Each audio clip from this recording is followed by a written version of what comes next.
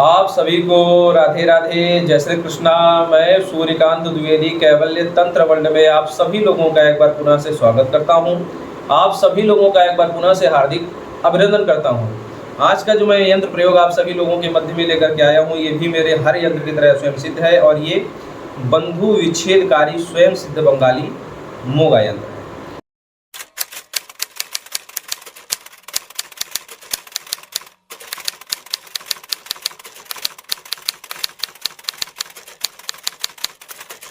आज का जो मैं ज्ञान विद्या आप लोगों को सिखाने जा रहा हूँ, प्रदान कर रहा हूँ, तो मैं आप लोगों को पहले भी ऐसे कुछ यंत्र सिखा चुका हूँ और उसमें आप लोगों को मैं चेतावनी दे चुका हूँ कि आप लोगों को ऐसे खतरनाक यंत्रों का अनावश्यक ही प्रयोग नहीं करना है। ठीक है, वही चीज़ मैं आप लोगों को यहाँ भी बोलने जा रहा हूँ कि ये जो यंत्र है बंधु विच्छेदकारी, देखिए हमारे ऋषियों मुनियों ने जो भी चीज़ दिया उसमें कुछ भी निकृष्ट नहीं है।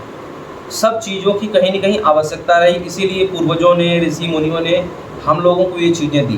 ठीक है, वैदिक वाङ्मय में या फिर तांत्रिक वाङ्मय में हर जगह जो है ऐसे प्रयोग दिए गए हैं, सिखाए गए हैं। आप लोग ये मत सोचिएगा कि केवल तंत्र जगत में ऐसे प्रयोग हैं। आप दुर्गा सप्तशती का प्रयोग आप मारण मोहन उच्चाटन के लिए कर सकते हैं। महामृत्युंजय मंत्र का आप लोग प्रयोग मारण मोहन उच्चाटन के लिए कर सकते हैं। तो ऋषि मुनियों ने हर प्रकार की श्रेणी अपने वंशजों को सिखाई है, लेकिन हर चीज़ की एक मर्यादा है और हर चीज़ का प्रयोग कहाँ कहाँ पर करना है। ऐसा नहीं है कि आपके हाथ में बंदूक है तो आप पूरी दुनिया पर चलाते फिरेंगे, नहीं, उसकी एक मर्यादा है। काम पुलिस वाले लोगों के हाथ में या फिर आर्मी वाले लोगों के हाथ में हर समय बंदूकें रहती हैं, 24 घंटा बंदूक लेकर, कोई यही उनका काम ही है। बंदूक नहीं ले करके रखेंगे तो उनकी ड्यूटी ही नहीं मानी जाएगी। तो कहने का अभिप्राय लेकर के रखते हैं, लेकिन कहाँ चलाना है ये उनको मर्यादा भी सिखाई गई है। इसीलिए आप लोगों के हाथ में ये अगर खतरनाक औजार पहुंच जा रहा है तो आप लोग इसका दुरुपयोग नहीं करेंगे। अब आप लोगों का प्रश्न ये होगा कि गुरुदेव, बंधु विच्छेद करना यानी कि दो भाइयों या दो बहनों के बीच में अलगाव करना क्यों जरूरी है? ठीक है, मैं आप लोगों को वो भी समझा देता हूँ। परिस्थिति मैं बता रहा हूँ कि ऋषि मुनियों ने कुछ भी दिया तो अनर्थक या यूं ही नहीं दे दिया, मुँह उठा करके कुछ भी नहीं दे दिया। सबसे पहले तो ऋषि मुनियों ने तपस्या की, परिश्रम किया, उन चीज़ों को प्राप्त किया, उन विद्याओं को हासिल किया, उसके बाद हमारे वंशजों, हमारे जैसे वंशजों को दिया। ठीक है, वंशजों को दिया, उसके बाद जो है ये भी चेतावनी दी कि इन चीज़ों का गलत प्रयोग नहीं होना चाहिए, तो गलत प्रयोग आप लोग नहीं करिएगा। ठीक है, तो बंधु विच्छेद करना क्यों जरूरी है? आज के ज़माने में किसी व्यक्ति के ऊपर विश्वास करना बड़ा ही जो है नामुमकिन सा हो गया। किसी व्यक्ति पे आप विश्वास नहीं कर सकते।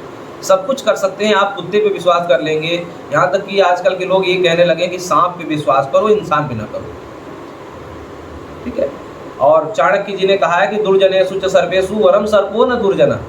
अगर दुर्जन और सांप दो में से एक को पसंद करना हो तो उन्होंने कहा है कि जो है सर्प को चुन लेना, दुष्ट व्यक्ति को मत चुनना, क्योंकि सर्पो दशति कालेन दुर्जनस्तु पदे पदे। सर्प तो एक बार आपको डंक मारेगा, मार डालेगा, लेकिन दुर्जन रोज आपको मारेगा, रोज डंक मारेगा, रोज आपकी जान लेगा। तो इसलिए सांप अच्छा है, कहने का मतलब ये है। तो क्या है, इसलिए जो है दुष्ट व्यक्ति, किसी के ऊपर इस जमाने में भरोसा नहीं किया जा सकता। किसके ऊपर भरोसा करें, कौन भाई है, कौन बहन है, कौन अपना है, कौन पराया है, ये निर्णय करना बड़ा संशयात्मक हो गया है। इसलिए बंधु विच्छेद की जरूरत पड़ी, तभी ऋषियों ने हम लोगों को ये ज्ञान दिया। क्यों जरूरत पड़ी, वो फॉर्मूला थोड़ा समझिए। दो भाई एक जगह रह रहे हैं, एक ही घर में, एक ही छत के नीचे, हो सकता है माता पिता के साथ रह रहे हों। एक भाई उसमें चालाकी कर रहा हो, यानी कि बड़े भाई का गला छोटा भाई काट रहा हो अंदर अंदर, किसी को पता नहीं चल रहा है, या फिर छोटा भाई बड़े भाई का गला काट रहा हो अंदर अंदर, पता नहीं चल रहा है, या फिर बड़ा भाई छोटे भाई का गला काट रहा हो, कुछ ऐसी षड्यंत्र वाली बातें रच रहा हो, कुछ ज़मीनी विवाद ऐसा हो जिसके कारण ऐसा लगता हो कि अब बड़ा वाला भाई छोटे वाले को किसी दिन मार देगा या उसके परिवार को नष्ट कर देगा, उसके बच्चों को नुकसान पहुंचा देगा। ठीक है, ये कन्फर्म भी हो रहा है। घर के कुछ लोग जान भी रहे हैं, हो सकता है पत्नियों को पता चल जाए कि हमारे जेठ जी हमारे पति को मार सकते हैं ज़मीनी। और बड़ी बात यह कि दुश्मनी भी है, रहना भी उसी घर में है, यानी कि दुश्मन के साए तले हमको रहना भी है उसी घर में, और दुश्मनी भी बराबर चल रही है। ठीक है, और अच्छा बहुत सारी चीज़ों में ऐसा है कि पता भी नहीं चल रहा है। ठीक है, बड़ा भाई छोटे भाई के खिलाफ षड्यंत्र रच रहा है, या फिर बड़ी बहन छोटी बहन के खिलाफ षड्यंत्र रच रही है, या फिर ऐसा कभी कभी होता है कि किसी व्यक्ति का चचेरा मौसेरा फुफेरा भाई आकर के उसी के घर में रहता है और उसी के खिलाफ षड्यंत्र रचता है, और उस भाई तक, यानी कि जिसके घर में वो रह रहा है, उस भाई तक ये बात पता न चल पा रही हो। पत्नी की बात वो सुनता ना हो। अगर पत्नी कहे कि आपका चचेरा मेरा भाई आपके लिए नुकसानदायक है, तो कहो अपनी पत्नी से वो लड़ जाता हो। ठीक है, ये मुसीबतें घरों में हैं, ये परेशानियां हैं, और मैं आप लोगों को इसीलिए सिखा दे रहा हूँ क्योंकि हमारे सामने आए दिन ये सारी समस्याएं आती हैं कि हमारे पति हमारी बात मानते नहीं, और हमारे देवर जी हमारे पति का गला काटे जा रहे हैं, और वो अपने भाई का ही मानते हैं। या फिर इसलिए भी कभी कभी विच्छेद कराना जरूरी हो जाता है क्योंकि कुछ भाई ऐसे चतुर होते हैं। हम 3-4 दिन पहले, मतलब ये जो वीडियो मैं शूट कर रहा हूँ, तो 3-4 दिन पहले हम एक ऐसे शख्स से मिले कि जिसके भाई बैंकॉक रहते थे। ठीक है, और उसने अपने भाई को ऐसे धीमे धीमे आम की गुठली की तरह चूसा है कि उसने अपने बैंकॉक वाले भाई से मीठी मीठी बातें करके और धीमे धीमे जो है ज़मीन लिखवा लिया, गाड़ियाँ खरीद ली, बहुत सारी चीज़ें हो गई। और जब वो बैंकॉक वाले भाई 5-6 साल पहले मृत्यु को प्राप्त हुए, तो अब उनके जो बैंकॉक वाले जो भाई थे, उसके उनके जो बच्चे हैं, वो दर दर की ठोकरें खा रहे हैं, और वो तो मौज में है जिसने खेत वेत लिखवा लिया, भाई भाई कहते। और वो मतलब मैंने इसके पहले हमने जो गद्दार इंसान की पहचान करने का लक्षण एक बताया था, तो उस व्यक्ति की नाक, आँख और भौहें, ये तीनों चीज़ें छोटी थी। देखने से ही महागद्दार लग रहा था वो इंसान। हमारे पास कुंडली लेकर के आया था, कहने का अभिप्राय है। तो ये सारी चीज़ें हैं। ऐसे बहुत से भाई होते हैं कि धीमे धीमे चूसते जाते हैं, और उस व्यक्ति को पता नहीं रहता, वो तो कमा कमा के पैसे भेजता है, या वो ये रहता है, और ये आदमी उसका छल कपट भी करता है, और पत्नियों की बात मानते नहीं हैं बहुत सारे पति। और हो सकता है कि दोनों भाइयों में से एक भाई कोई उस व्यक्ति को वशीकरण करके रखा हो जो कमाने वाला है, और वशीकरण करा के अपना फ़ायदा निकलवाते जा रहा है, और वो व्यक्ति जो है ना तो अपने परिवार को देखता है, ना और किसी को देखता है, बस उसी भाई को देखता है। या फिर 2 बहनें हैं, 2 बहनों में से कोई बहन अगर सक्सेस है, सफलता वाली है, तो उसमें से जो छोटी या बड़ी बहन होती है, वो कुछ बस वो वगैरह में करा करके और उससे अपना काम निकलवा रही है, और बाद में ऐसा लगता है कि इसको धोखा देने वाली, उसके प्रति षड्यंत्र भी रच रही है। ऐसा जब पता चल जाता है, तो बहुत बड़ा कोई विघटन होने से अच्छा है, बहुत बड़ी कोई दुर्घटना होने से अच्छा है कि इन दोनों को अलग करवा दिया जाए। ठीक है, अगर पता आपको चल रहा है कि ये जो रिश्ता है, ये जो मीठी मीठी बातें हैं, ये केवल स्वार्थपरक हैं, और इस मीठी बातों के पीछे खंजर घोंपा जा सकता है, अगर ये पता चल रहा है, कोई पत्नी आपके पास ये शिकायत लेकर के आ रही है, कोई और आपका कोई परिवार का कोई सदस्य, हो सकता है उसका बेटा आए कि हमारे पापा, हमारे चाचा की बात ज़्यादा सुनते हैं और हम लोग भी सुनते नहीं, हम लोगों की कोई केयर ही नहीं करते, सारा पैसा चाचा को देते हैं। तो पैसा चाचा को देते हैं, ये कोई बुरी बात नहीं है, 2 भाइयों के बीच विच्छेद करवाना अच्छी बात नहीं, लेकिन हाँ, जब चाचा खतरनाक हो, जानलेवा हो, उस समय जो है उस परिवार की रक्षा करना बनता है। ठीक है, उस समय आप लोग इस यंत्र का प्रयोग करेंगे। ठीक है, सबसे पहले आज का आप लोग ये यंत्र देख लीजिए।